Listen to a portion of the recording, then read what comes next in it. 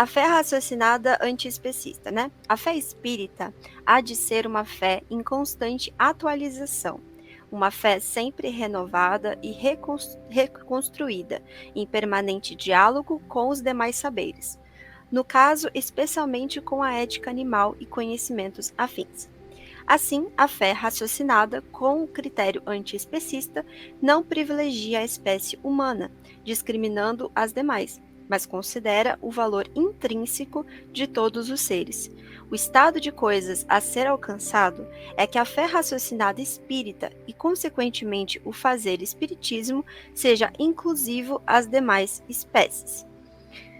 Bom, turma, vamos lá. A gente gosta de ser muito didático em relação a tudo que a gente diz aqui, né? Porque a gente não sabe o quanto as pessoas têm de conhecimento doutrinário ou conceitual para entender um raciocínio. Então, para quem nunca escutou, ouviu falar sobre essa fé raciocinada, ela é um conceito lá da nossa doutrina do Evangelho segundo o Espiritismo, através do capítulo 8, que é a da fé que transporta montanhas. Kardec tem essa frase muito conhecida dele, que diz assim: a fé inabalável só é aquela que possa enfrentar a razão frente a frente em todas as épocas da humanidade. Então, esse postulado, digamos assim, de Kardec, ele tem que nortear o fazer espírita, né, o fazer do espiritismo. E dentro dessa frase, a gente pode entender um conceito de fé, de razão e de progresso. Portanto, vocês vão ver na minha fala que a gente vai dialogar muito com outros princípios, porque eles se interrelacionam, né? Como o progresso, o diálogo, o antiespecismo.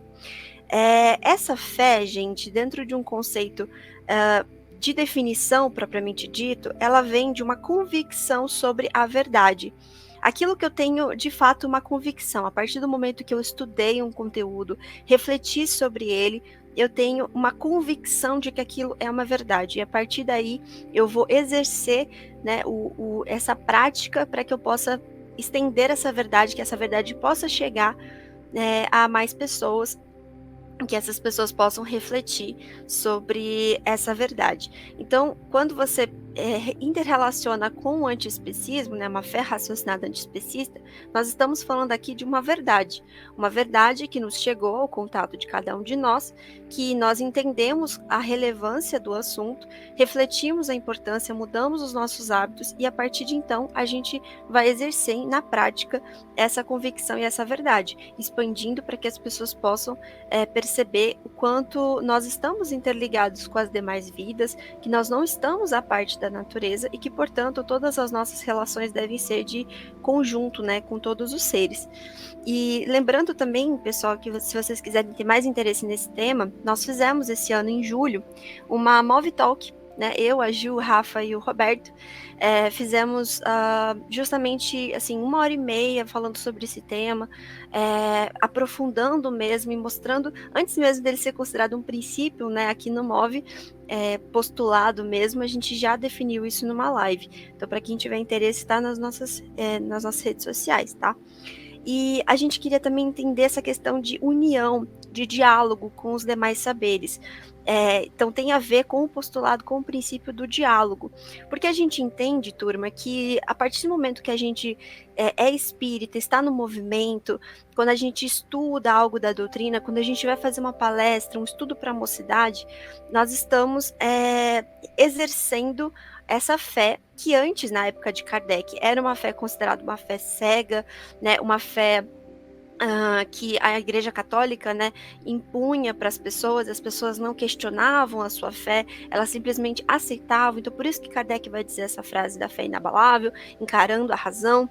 E só que a forma como a gente foi lidando, né, com essa razão nos últimos tempos, né, no movimento espírita, acaba que ela se torna um pouco limitada, porque a gente às vezes deixa de questionar alguns pontos e aceitamos aquilo que a gente ouve às vezes dentro da casa espírita, né?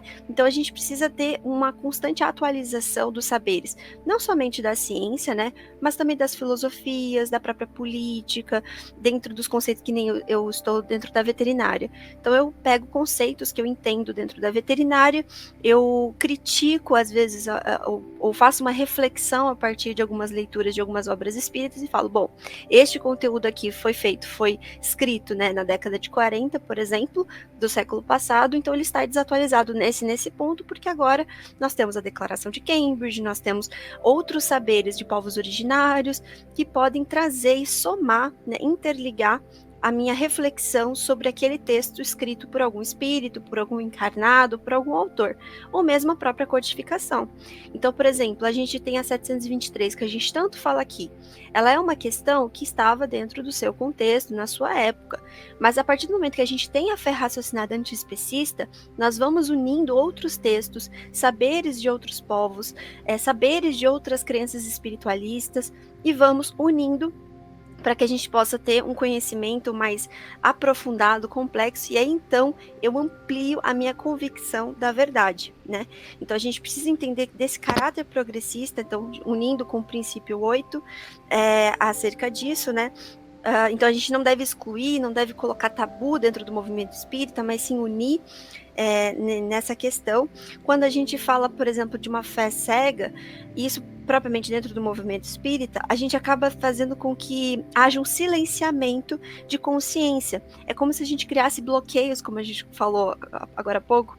Bloqueio nas consciências impede que cada um de nós possamos se conectar com o divino que habita em nós, com as leis divinas que nos regem. E aí a gente aceita as verdades de uma forma que nos é dita, sem uma reflexão mais aprofundada.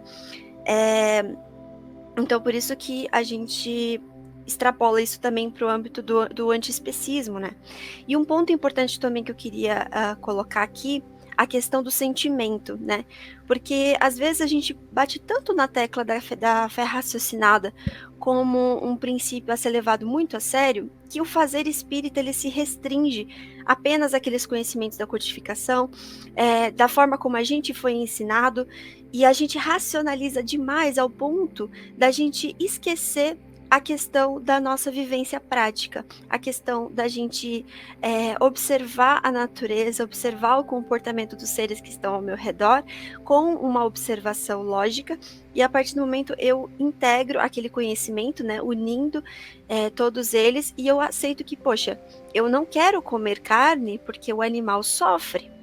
É um conceito que eu consigo visualizar na prática. Porém, o que a gente às vezes vê dentro do movimento espírita são pessoas que colocam que, bom, se eu não tenho um espírito que me falou abertamente sobre isso na codificação ou em outra obra, na realidade tem, mas vamos supor que a pessoa não saiba disso, ela vai dizer que, bom, então eu tenho o aval da doutrina espírita para fazer o que eu bem entender, porque eu tenho o meu livre-arbítrio. Então isso acaba se tornando, aquilo que seria uma fé raciocinada, acaba se tornando uma fé cega, porque é uma fé ausente do sentimento. Se a gente ignorasse completamente o saber da doutrina espírita puramente, e se a gente apenas observasse a vida ao nosso redor, ou mesmo algumas filosofias como a ética animal, como a veterinária, como a própria Declaração de Cambridge, já seria mais do que suficiente para a gente chegar a conclusões óbvias. Então, é um ponto que a gente precisa entender que o movimento espírita ele precisa estar junto com esses demais saberes. E com isso, eu fecho a parte do final, né, que diz que esse espírita ele deve fazer o espiritismo para que seja inclusivo às demais espécies em todos os espaços espíritas.